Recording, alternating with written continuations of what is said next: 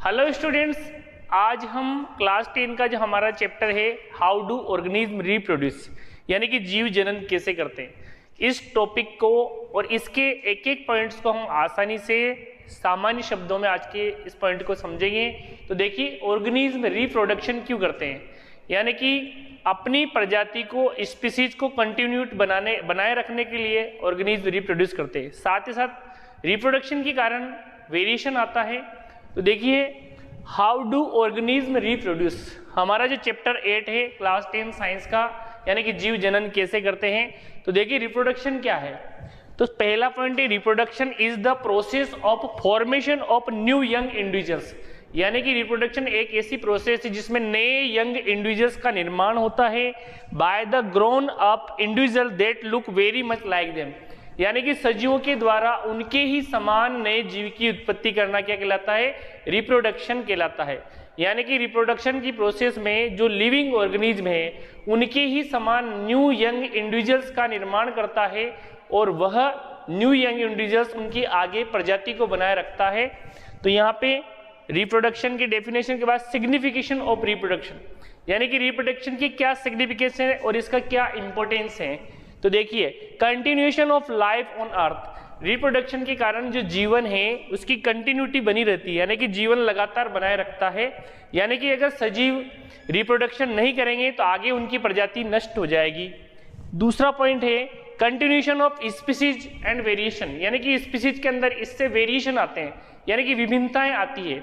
यानी कि जो रिप्रोडक्शन होता है उससे नई प्रजाति बनती है, उस नई प्रजाति में नए लक्षण आ जाते हैं, वेरिएशन आ जाते हैं।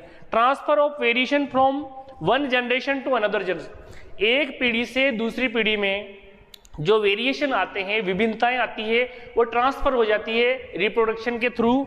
और to maintain the size of population, इसके द्वारा ही जो पॉपुलेशन है, जो जनसंख्या है वो कंट्रोल होती है और जनसंख्या वो उसकी जो साइज है वो बनी रहती है। यानी कि अगर रिप्रोडक्शन नहीं होगा तो लाइफ के ऊपर जो स्पीसीज है वो नष्ट हो जाएगी। यानी कि स्पीसीज को बनाए रखने के लिए, उसको कंटिन्यू करने के लिए, उसकी साइज को मेंटेन करने के लिए रिप्रोडक्शन इज इसेंशियल, यानी कि रिप्रोडक्शन आवश्यक है। यही रिप्रोडक्शन की सिग्निफिकेंस है। अगला है वेरिएशन क्या है। तो देखिए, वेरिएशन एक जनरेशन से जब नई जनरेशन, यानी कि पेरेंट्स से जब बच्चे पैदा होते हैं तो बच्चों के अंदर कुछ वेरिएशन आ जाते हैं, विभिन्नताएं आ जाती है। ये वेरिएशंस क्या, कैसे आते हैं, किन किन कारणों से आते हैं, और वेरिएशन जरूरी है क्योंकि वेरिएशन आएगा तो नई स्पीसीज का निर्माण होगा और नई स्पीसीज के बनने में लंबा समय लगता है। तो देखिए, the variations are different on morphological and physiological, यानी कि मॉर्फोलॉजिकल यानी कि बाह्य आकारिकी से, और फिजियोलॉजिकल मतलब फिजिकली यानी कि शारीरिक रूप से, on other traits of individuals belonging to same organism, यानी कि सेम ऑर्गेनिज्म के अंदर अदर ट्राइट्स आ जाते हैं, मॉर्फोलॉजिकल और फिजियोलॉजिकल। तो वेरिएशन आता है, विभिन्नताएं आती है। जैसे हमारे जो पूर्वज है वो बंदर थे, उससे मानव प्रजाति का निर्माण हुआ, तो ये वेरिएशन आया। वेरिएशन आने के कारण नई प्रजाति का डेवलपमेंट हुआ। तो देखिए, कॉजेज ऑफ वेरिएशन, विभिन्नताएं क्यों आती है, वेरिएशन किस किस वजह से आ सकते हैं। तो म्यूटेशन की वजह से वेरिएशन आते हैं, डीएनए रेप्लिकेशन होता है, डीएनए की जब न्यू कॉपी बनती है उससे भी आ सकते हैं वेरिएशंस। क्रॉस ओवर, यानी कि जो क्रॉस ओवर होता है, यानी कि जो हमारे क्रोमोसोम है उनके क्रॉसिंग ओवर होता है, उस दौरान भी नए जीन्स ट्रांसफर हो जाते हैं इधर से उधर, तो वेरिएशन आ जाते हैं। बाय नेचुरल सिलेक्शन, बहुत सारे जीव प्रकृति के अंदर अपने आप की सुरक्षा के लिए नए लक्षण को प्रकट कर लेते हैं या नए लक्षणों को अडॉप्ट कर लेते हैं, इसी के कारण भी वेरिएशन आ सकता है। और म्यूटेशन यानी कि sudden change in gene, gene में अचानक परिवर्तन हो सकता है, इसकी वजह से भी वेरिएशन आ सकते हैं। तो वेरिएशन के विभिन्न कारण हैं। टाइप ऑफ रिप्रोडक्शन, रिप्रोडक्शन कितने प्रकार का है। तो देखिए, रिप्रोडक्शन दो प्रकार का होता है, एक होता है असेक्सुअल रिप्रोडक्शन और एक होता है सेक्सुअल रिप्रोडक्शन। सेक्सुअल रिप्रोडक्शन के अंदर दो अलग अलग इंडिविजुअल्स, यानी कि एक होता है मेल और दूसरा होता है फीमेल, उनके जो गैमेट यानी कि उनकी जो जनन कोशिकाएं हैं, रिप्रोडक्टिव जो सेल है, मेल का जो होता है स्पर्म और फीमेल का होता है ओवम, उनका फ्यूजन होगा यानी कि फर्टिलाइजेशन होगा। यानी कि सेक्सुअल रिप्रोडक्शन के अंदर फर्टिलाइजेशन आवश्यक है, जबकि असेक्सुअल के अंदर क्या होता है, सिंगल ऑर्गेनिज्म नए जीव का निर्माण कर लेता है, यानी कि एकल जीव से नए जीव का अगर निर्माण हो रहा है तो वो कहलाएगा असेक्सुअल रिप्रोडक्शन। तो देखिए असेक्सुअल रिप्रोडक्शन की बहुत सारी विधियां हैं, उसमें से हम कुछ विधियां आपके क्लास 10th के अंदर दी गई हैं, उनको हम देखेंगे।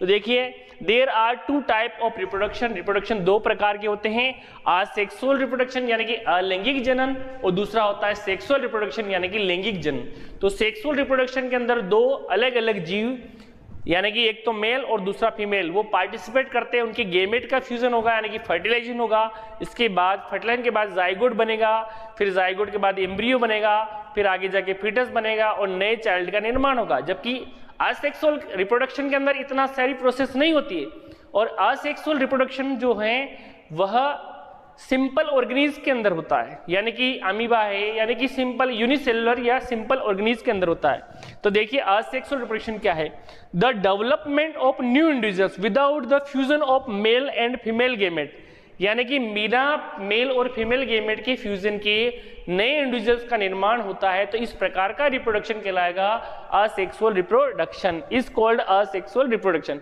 It is also known as somatogenic reproduction. इसको सोमेटोजेनिक यानी कि इसको सोमेटोजेनिक इसलिए कहते हैं क्योंकि इसमें बॉडी में ही परिवर्तन होता है, यानी कि जो सेल है उसी से नई सेल का निर्माण होता है, यानी कि ये जेनेटोगेमी नहीं है, यानी कि इसमें जो गेमेट सेल हैं वो पार्टिसिपेट नहीं करती है, जनन कोशिका इसमें भाग नहीं लेती, इसमें बॉडी भाग लेती है और उसी बॉडी से नए जीव का निर्माण होता है।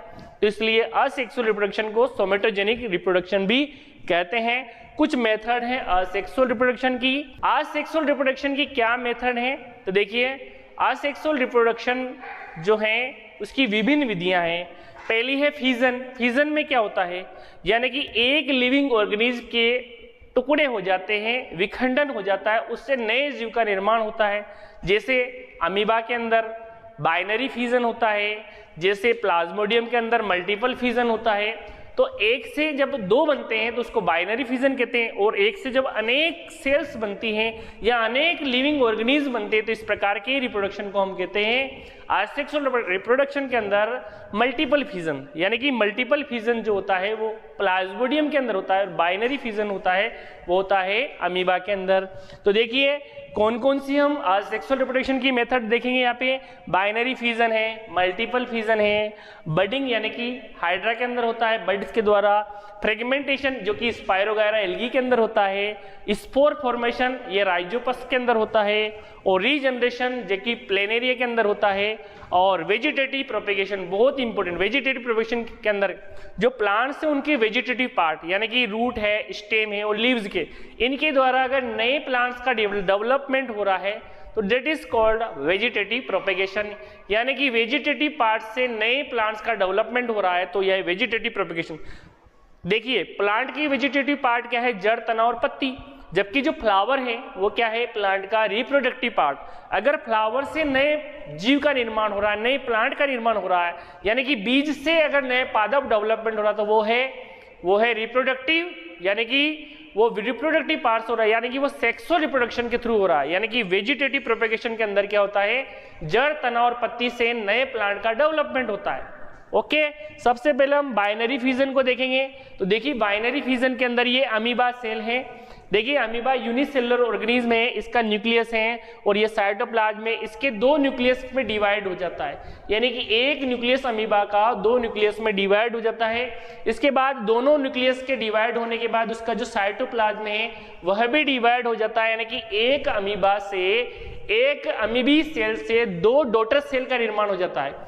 यानी कि सिंगल ऑर्गेनिज्म जो है यूनिसेलुलर अमीबा, उस एक अमीबा से दो सेल्स का निर्माण हो जाता है, दो अमीबी सेल का निर्माण हो जाता है। तो इस प्रकार की जो असेक्सुअल रिप्रोडक्शन की मेथड है that is called binary fission, जो कि अमीबा के अंदर होता है। In this process an organism is divide into two equal parts, यानी कि इस प्रोसेस के अंदर एक ऑर्गेनिज्म दो इक्वल पार्ट में डिवाइड हो जाता है, which on separation live independently, यानी कि वह जो इंडिविजुअल है बाद में सेपरेट हो जाता है और सेपरेट अपनी लाइफ को फ्रीली इंडिपेंडेंस इंडिविजुअली ये अपनी लाइफ को जीता है। और ड्यूरिंग दिस प्रोसेस, इस प्रोसेस के दौरान न्यूक्लियस ऑफ पेरेंट्स यानी कि पेरेंट सेल जो अमीबा है उसका जो न्यूक्लियस है वो डिवाइड होता है mitotically into 2 equal part. Mitotically का मतलब क्या होता है, यानी कि नंबर ऑफ द क्रोमोसोम्स, जब न्यू सेल बनेगी तो नंबर ऑफ क्रोमोसोम्स उसके अंदर उतने ही रहेंगे जितने पेरेंट के साथ थे, यानी कि नंबर ऑफ क्रोमोसोम्स की संख्या हाफ नहीं होगी, तो इसको बोलेंगे mitotically cell division. Meiotically cell division में क्या होता है, नंबर ऑफ क्रोमोसोम हाफ हो जाती है डॉटर सेल के अंदर जब गेमेट बनते हैं तब, क्योंकि यहाँ पे माइटोटिकली हो रहा है तो यानी नंबर ऑफ क्रोमोसोम्स जो पेरेंट सेल है उसके बराबर ही हो रहेंगे डॉटर सेल के अंदर। Divide mitotically into 2 equal parts which is followed by the division of the cytoplasm. इसके बाद साइटोप्लाज्म में डिवीजन होगा resulting in the formation of new identical daughter cell, यानी कि 2 आइडेंटिकल डॉटर सेल का निर्माण होगा, यानी कि एक अमीबा से 2 अमीबी सेल का निर्माण होगा। एग्जाम्पल है अमीबा है, लेशमेनिया है, इसके अंदर बाइनरी फिजन होता है, यानी कि एक अमीबा से 2 अमीबी सेल का निर्माण होता है। दूसरा है मल्टीपल फिजन। तो देखिए मल्टीपल फिजन, अगर एक सेल से अनेक जीव का निर्माण होता है तो इस प्रकार के फिजन को हम बोलेंगे मल्टीपल फिजन। तो देखिए फिजन का मतलब होता है विखंडन, यानी कि इसमें भी टुकड़े तो हो रहे हैं लेकिन एक से जब अनेक टुकड़े होते हैं तो ये कहलाएगा बहुविखंडन, यानी कि मल्टीपल फिजन। तो देखिए ये होता है प्लाज्मोडियम के अंदर होता है। प्लाज्मोडियम जो है एक प्रकार का पैरासाइट है मलेरिया का। तो देखिए in this process an organism is covered by a wall called शिस्ट, यानी कि ऑर्गेनिज्म के ऊपर शिस्ट यानी कि एक वॉल होती है, दीवार होती है। The wall protect it from unfavourable condition, यानी कि जो शिस्ट है यानी कि जो ऑर्गेनिज्म है उसके ऊपर एक वॉल होती है और वह वॉल उसको अनफेवरेबल कंडीशन से बचाती है। ओके, अब आगे देखिए देन द न्यूक्लियस डिवाइड, यानी कि unfavourable condition, then the nucleus divide into many small nucleus. इसके अंदर जो न्यूक्लियस होता है वो बहुत छोटे छोटे अनेक न्यूक्लियस में बढ़ जाते हैं। व्हेन फेवरेबल कंडीशन अराइव, जब फेवरेबल कंडीशन आती है तो वो जो अंदर बहुत सारे जो न्यूक्लियस डिवाइड हुए हैं वो शिस्ट को ब्रोकन कर देते हैं, ब्रोकन डाउन कर देते हैं, and a large number of small organism come out, यानी कि एक लार्ज नंबर में बहुत ज्यादा मात्रा में जो ऑर्गेनिज्म है उस शिस्ट को तोड़कर, सेल वाल को तोड़कर बाहर आ जाते हैं, come out which are capable to live independently. और प्रत्येक जो जीव है जो बाहर आया, बहुत सारे जीव जब बाहर आते हैं तो हर जीव, हर ऑर्गेनिज्म अपने आप में केपेबल होता है नए जीवन जीने के लिए। और एग्जाम्पल हैं प्लाज्मोडियम है, राइजोपस है, अमीबा है, इन सब के अंदर होता है मल्टीपल फिजन, यानी कि बहुविखंडन। देखिए यहाँ पे प्लाज्मोडियम, राइजोपस और अमीबा के अंदर सबसे पहले ये शिस्ट है और ये इसका न्यूक्लियस है। ये न्यूक्लियस जब डिवाइड हो रहा है तो बहुत सारी सेल्स बन गई, इसके अंदर अनेक सारी यानी कि मिलियंस सेल बन जाती है। और जब फेवरेबल कंडीशन आती है जो शिस्ट जो है ये ब्रेक डाउन हो जाता है और इसके अंदर जो न्यूक्लियस जो है ये जब बाहर जाते हैं तो हर एक न्यूक्लियस नए प्लाज्मोडियम का निर्माण कर लेता है और हर न्यूक्लियस से जो नए प्लाज्मोडियम जो हैं वो फ्रीली इंडिविजुअल्स का निर्माण करते हैं। तो इस प्रकार की फिजन को हम कहते हैं मल्टीपल फिजन, जो कि प्लाज्मोडियम के अंदर होता है। और आप सबको पता है कि प्लाज्मोडियम के कारण क्या होता है, मलेरिया होता है। मलेरिया का पैरासाइट होता है और मादा एनोफ्लिस जो मच्छर है, मॉस्किटो, फीमेल एनोफ्लिस, उसकी लार के अंदर या उसके सलाइवा के अंदर ये पाया जाता है। यानी कि बहुत सारे स्पोर्स बन जाते हैं जब वो हमें बाइट करती हैं। तो देखिए यहाँ पे एक न्यूक्लियस से बहुत सारे न्यूक्लियस बनेंगे और सारे न्यूक्लियस जब बाहर जाएंगे तो फ्रीली न्यू प्लाज्मोडियम का निर्माण करते हैं। तीसरी मेथड है हमारी बडिंग। तो देखिए बडिंग के किसके अंदर होता है, ये हाइड्रा के अंदर होता है और यीस्ट के अंदर होता है। तो देखिए in this method an organism gives an outgrowth called bud. इस मेथड के अंदर जो ऑर्गेनिज्म है उसके बाहर एक आउटग्रोथ डेवलप होती है जिसको हम कहते हैं बड, यानी कि मुकुल कहते हैं। तो this bud grown to form a new individuals organism. ये जो बड है जब बड़ी होगी तो नए इंडिविजुअल का निर्माण करती है। व्हेन इट बिकम्स नेचर, जब ये नेचर्स में आती है, it get detached from the parents organism. ये पेरेंट्स ऑर्गेनिज्म से अलग हो जाती है जब ये मैच्योर होती है। जब ये मैच्योर होती है यानी कि परिपक्व होती है। कौन परिपक्व होती है, बड। जब बड मैच्योर हो जाती है, बड़ी हो जाती है, तो ये अपने जो पेरेंट्स अमीबा, पेरेंट्स हाइड्रा है, इस हाइड्रा से अलग हो जाती है और न्यू इंडिविजुअल्स का निर्माण कर लेती है और नया इंडिविजुअल फ्रीली अपने आप के लिए स्वतंत्र होता है। तो देखिए get detach from the parent organism to lie independent, फिर इंडिपेंडेंट जीवन यापन करता है वो हाइड्रा और यीस्ट के अंदर। देखिए यहाँ पे ये हाइड्रा का स्ट्रक्चर है, ये एक बड जो है ये डेवलप हुई है और ये बड ये टेंटिकल्स हैं, बड आगे जाके बड़ी हो जाती है और जब ये बड मैच्योर हो जाती है, जब ये बड मैच्योर हो जाती है तो ये इससे अलग हो जाती है। ये जो है ये है पेरेंट हाइड्रा, यानी कि पेरेंट से जो अलग हो जाती है और ये जो नई बनी ये कहलाएगी डॉटर सेल। तो यानी कि ये डॉटर हाइड्रा है, यानी कि एक हाइड्रा से नए हाइड्रा का निर्माण हुआ है, लेकिन किसके थ्रू हुआ है? बड के थ्रू हुआ है। इसलिए इस मेथड को हम कहते हैं बडिंग और इसको मुकुलन विधि भी कहते हैं। यानी कि बडिंग किसके अंदर होता है? हाइड्रा के अंदर होता है और यीस्ट के अंदर होता है। यीस्ट जो है उसकी इस तरह की सेल होती है, उसकी सेल के अंदर इस तरह की बड बन जाती है और ये आगे जाके नई बड बनाती रहती हैं और इस मेथड को हम बडिंग कहते हैं। ये यीस्ट के अंदर भी होती है। तो यीस्ट और हाइड्रा के अंदर कौन सी मेथड? सेक्सुअल रिप्रोडक्शन की बडिंग। ओके, तो बड के द्वारा नए जीव, तो बडिंग। अगला है फ्रेगमेंटेशन। तो फ्रेगमेंटेशन का मतलब होता है टुकड़ा। तो देखिए जो स्पाइरोगायरा जो कि एक्वेटिक प्लांट्स हैं यानी कि एल्गी हैं, तो इस एल्गी का एक जो टुकड़ा है उसके बहुत सारे टुकड़े बन जाते हैं, एक से अनेक टुकड़े बन जाते हैं और हर टुकड़ा फ्रेगमेंट कहलाता है। और जो फ्रेगमेंट है वो आगे जाके फ्रीली नए स्पाइरोगायरा का, नए एल्गी का निर्माण कर लेता है। इसलिए इस मेथड को हम कहते हैं फ्रेगमेंटेशन और ये होता है एल्गी के अंदर और एल्गी के अंदर उसका नाम है स्पाइरोगायरा। ओके, तो देखिए in this method an organism broken down into several part, यानी कि एक ऑर्गेनिज्म बहुत सारे पार्ट्स में डिवाइड हो जाता है, उसको हम कहते हैं फ्रेगमेंट। यानी कि फ्रेगमेंट क्या है? एल्गी का जो पार्ट है, जो एल्गी का जो टुकड़ा है जो ब्रेकन डाउन हुआ है उसको हम कहते हैं फ्रेगमेंट। अब ये जो फ्रेगमेंट है, etch fragment develops into a new organism, प्रत्येक फ्रेगमेंट नए इंडिविजुअल्स का निर्माण करेगा।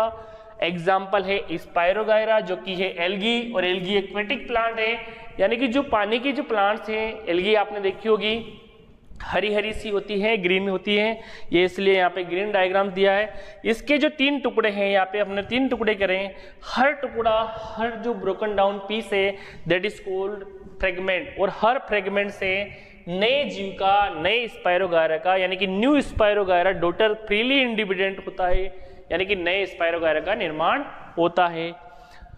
अगली है स्पोर फॉर्मेशन। तो देखिए ये बीजाणु निर्माण है, ये भी लगभग आपकी मल्टीपल फिजन की तरह ही है, लेकिन उससे थोड़ा अलग है। वो होता है प्लाज्मोडियम के अंदर, जबकि ये होता है राइजोपस के अंदर। राइजोपस क्या है? एक प्रकार का फंगस है, जबकि प्लाज्मोडियम एक प्रकार का पैरासाइट है, यानी कि ये प्रोटोजोवन है। ओके, अगला देखिए this method is present in Rhizopus. Rhizopus के अंदर होता है। Rhizopus body is made thread like structure. Rhizopus की बॉडी कैसी होती है? थ्रेड लाइक, यानी कि धागे नुमा स्ट्रक्चर होती है। Structure called hyphae. इस थ्रेड लाइक स्ट्रक्चर को हम क्या कहते हैं? हाइफी कहते हैं।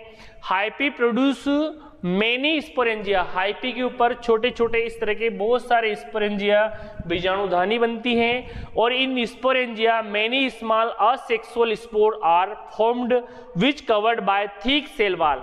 यानी कि जो स्पोरेंजिया होता है उस स्पोरेंजिया के ऊपर छोटी छोटी एक झिल्ली होती है, एक सेल वॉल की एक झिल्ली बन जाती है जिसको हम कहते हैं स्पोरेंजियम, और ये स्पोरेंजियम के अंदर स्पोर्स डेवलप होते हैं, यानी कि बीजाणु का निर्माण होता है। When favourable condition come the spore come out, यानी कि जब भी फेवरेबल कंडीशन आती है तो ये जो स्पोरेंजियम के अंदर जो ये ऊपर की जो धानी है, स्पोरेंजियम के ऊपर की जो कवर्ड है, ये कवर्ड ब्रेक डाउन हो जाती है और इसके अंदर से जो स्पोर है, ये बहुत सारे जो स्पोर है ये बाहर आ जाते हैं। जब स्पोर बाहर आ जाएंगे तो हर स्पोर नए राइजोपस का निर्माण करता है, इसलिए इस विधि को हम कहते हैं स्पोर फॉर्मेशन या स्पोरुलेशन भी कहते हैं इसको। स्पोरुलेशन यानी कि बीजाणु समासंग, यानी कि बीजाणु निर्माण। तो जब फेवरेबल कंडीशन आती है तो स्पोर्स बाहर आ जाते हैं और रिप्रोड्यूस न्यू इंडिविजुअल्स, यानी कि न्यू ऑर्गेनिज्म का निर्माण कर लेते हैं। ये होता है किसके अंदर? राइजोपस। राइजोपस क्या है? एक प्रकार का राइजोपस फंगस है, यानी कि एक प्रकार का कवक है। ओके, फंगस के अंदर ये राइजोपस का ये हाइपी है, और ये हाइपी के ऊपर स्पोर्स यानी कि स्पोरेंजियम, और स्पोरेंजियम के अंदर क्या होते हैं? छोटे छोटे स्पोर होते हैं। जब फेवरेबल कंडीशन आती है तो ये जो ऊपर की जो सेल वाल है ये टूटेगी तो अंदर से जो स्पोर है वो बाहर आ जाते हैं, और जब स्पोर आएंगे बाहर तो हर स्पोर नए राइजोपस का निर्माण कर लेता है। अगला है रीजनरेशन। तो देखिए रीजनरेशन भी बहुत इंपॉर्टेंट मेथड है असेक्सुअल रिप्रोडक्शन की, जो कि प्लेनेरिया के अंदर होती है।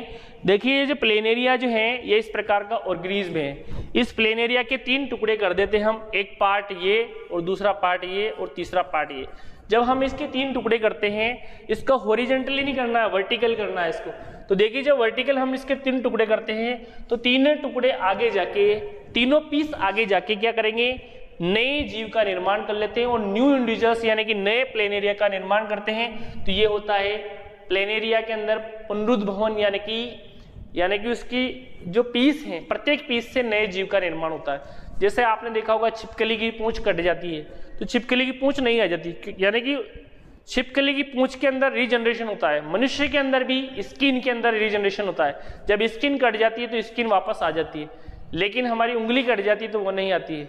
इसी तरह से छिपकली की गर्दन कट जाती है तो उसमें रीजनरेशन नहीं होता। लेकिन प्लेनेरिया ऐसा जीव है, उसका 3 पार्ट कर दिया जाए तो तीनों पार्ट से क्या होगा, नए प्लेनेरिया का निर्माण हो जाता है। तो देखिए इसके अंदर एक जीव से न्यू जीव का निर्माण हुआ, तो ये भी असेक्सुअल रिप्रोडक्शन है और रीजनरेशन मेथड है। तो देखिए it is ability to form missing part, यानी कि मिसिंग पार्ट को बनाने की एबिलिटी है।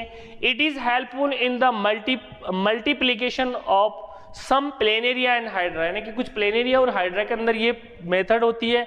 इफ दे आर ब्रोकन और piece, each piece grow missing part, यानी कि अगर इसको पीस में तोड़ दिया जाए तो इच पीस यानी कि जो प्रत्येक जो पीस है वो ग्रो कर लेता है मिसिंग पार्ट को and form the complete organism, और कंप्लीट ऑर्गेनिज्म का निर्माण कर लेता है। This process is known as regeneration. इस प्रोसेस को हम क्या कहते हैं, रीजनरेशन कहते हैं, पुनरुद्भवन कहते हैं, और ये होता है प्लेनेरिया के अंदर, ओके। नेक्स्ट जो है वेजिटेटिव प्रोपेगेशन। तो ऐसे ही मैंने आपको पहले भी बता चुका हूं, वेजिटेटिव प्रोपेगेशन का मतलब क्या होता है, जो प्लांट है उसका वेजिटेटिव पार्ट है जड़, तना और पत्ती, यानी कि रूट, स्टेम और लीव्स, और प्लांट का रिप्रोडक्टिव पार्ट कौन है, फ्लावर। अगर फ्लावर से नए बीज का निर्माण हो रहा है, फ्लावर्स के अंदर फर्टिलाइजेशन भी होगा, अगर उससे नए जीव का निर्माण हो तो वो है सेक्सुअल रिप्रोडक्शन। जबकि जड़, तना और पत्ती से नए प्लांट डेवलप हो रहे हैं तो वो कहलाएगा असेक्सुअल रिप्रोडक्शन के अंदर कौन सी method, vegetative propagation. Vegetative propagation को कायिक प्रवर्धन भी कहते हैं। तो देखिए when a part of plant, root हो, स्टेम हो या लीव्स हो, get detached and develop in a independent individuals, यानी कि जड़, तना और पत्ती जब डिटेच होती है और नए इंडिविजुअल का निर्माण कर लेती है, this process is called vegetative propagation. इस प्रोसेस को हम कहते हैं वेजिटेटिव प्रोपेगेशन, यानी कि कायिक प्रवर्धन, यानी कि कायिक जनन है एक तरह से। जैसे जड़ के द्वारा हम स्वीट पोटैटो, यानी कि जो है आपके आलू हैं उसके अंदर स्वीट पोटैटो यानी कि शकरकंद, ओके, शकरकंद के अंदर या डहेलिया के अंदर, ये आपको याद रखना है, डहेलिया है, शकरकंद है, यानी कि स्टेम, स्टेम यानी कि जो तना है, पोटैटो यानी कि आलू एक प्रकार का तना है, शुगर केन यानी कि गन्ना है, रोज यानी कि गुलाब है। इनके अंदर क्या होता है, तने के द्वारा नए जीव का निर्माण हो सकता है, यानी कि तने को जब हम काटते हैं, गुलाब की हम कलम काट देते हैं तो नए गुलाब का पौधा डेवलप हो जाता है। पत्ती द्वारा, तो देखिए ब्रायोफिल्म जो होता है, जिसको हम कहते हैं पत्थर चट्टा, तो पत्थर चट्टा के द्वारा भी उसकी पत्तियां होती है, उस पत्तियों के ऊपर इस तरह की पत्तियां होती है, पत्तियों के ऊपर नए जीव का निर्माण हो जाता है, नए प्लांट्स का डेवलप हो जाता है। तो ये होता है किसके अंदर, ब्रायोफिल्म के अंदर, बाय लीव्स के द्वारा। तो ब्रायोफिल्म यानी कि पत्थर चट्टा के अंदर किसके द्वारा, पत्ती द्वारा, ओके। शकरकंद में किसके द्वारा, जड़ के द्वारा, यानी कि स्वीट पोटैटो के अंदर जड़ के द्वारा। जबकि पोटैटो के अंदर होता है तने के द्वारा, यानी कि स्टेम के द्वारा। तो ये जो है ये है कायिक प्रवर्धन यानी कि वेजिटेटिव प्रोपेगेशन। तो हमने असेक्सुअल रिप्रोडक्शन की सारी मेथड देख ली। कौन कौन सी मेथड हमने देखी, फिजन के अंदर बाइनरी फिजन देखा और मल्टीपल फिजन देखा। इसके बाद हमने स्पोर फॉर्मेशन देखा, इसके बाद फ्रेगमेंटेशन देखा, इसके बाद हमने वेजिटेटिव प्रोपेगेशन देखा, इसके बाद हमने स्पोर फॉर्मेशन देख लिया, वेजिटेटिव प्रोपेगेशन देख लिया, बडिंग देख लिया, तो ये जितनी भी मेथड हमने सेक्सुअल रिप्रोडक्शन की देखी, ये सब आप सभी के लिए इम्पोर्टेंट है, वेरी इंपॉर्टेंट फॉर यू।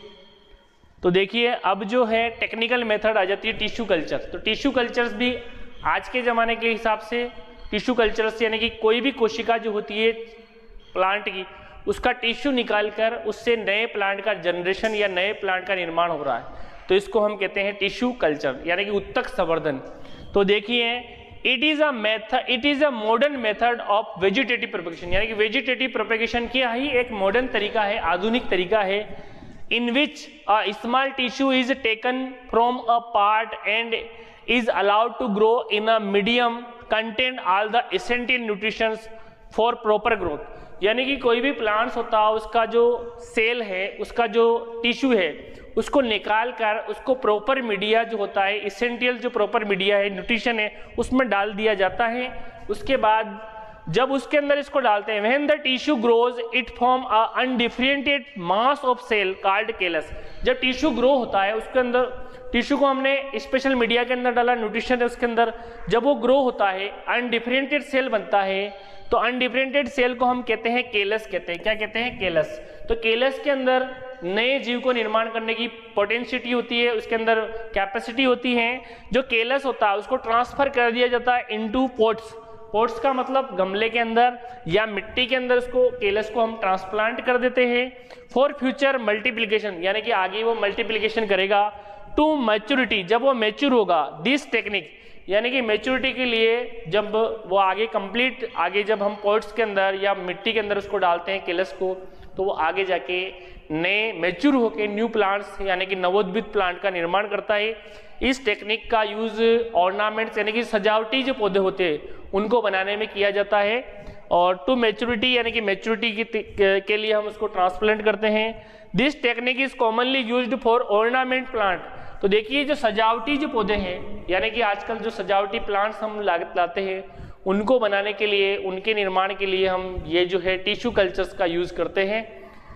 तो देखिए सारी मेथड हमने देख ली, हमने फ्यूजन देख लिया, बाइनरी फ्यूजन देख लिया, मल्टीपल फ्यूजन देख लिया, स्पोर फॉर्मेशन देख लिया, बडिंग देख लिया, फ्रेगमेंटेशन देख लिया और रीजनरेशन देख लिया, वेजिटेटिव प्रोपेगेशन देख लिया और टिश्यू कल्चर्स भी देख लिया। तो सारे जो पॉइंट्स हैं आपके क्लियर हैं और ये एग्जाम की दृष्टि से भी आपका बहुत ही मायने रखता है। अगला टॉपिक हमारा चलेगा रिप्रोडक्शन, या कौन सा वाला? Sexual reproduction. तो आज सेक्सुअल रिप्रोडक्शन की सारी मेथड आपको याद रखनी है। थैंक यू, मिलते हैं नेक्स्ट वीडियो में, तब तक के लिए बाय।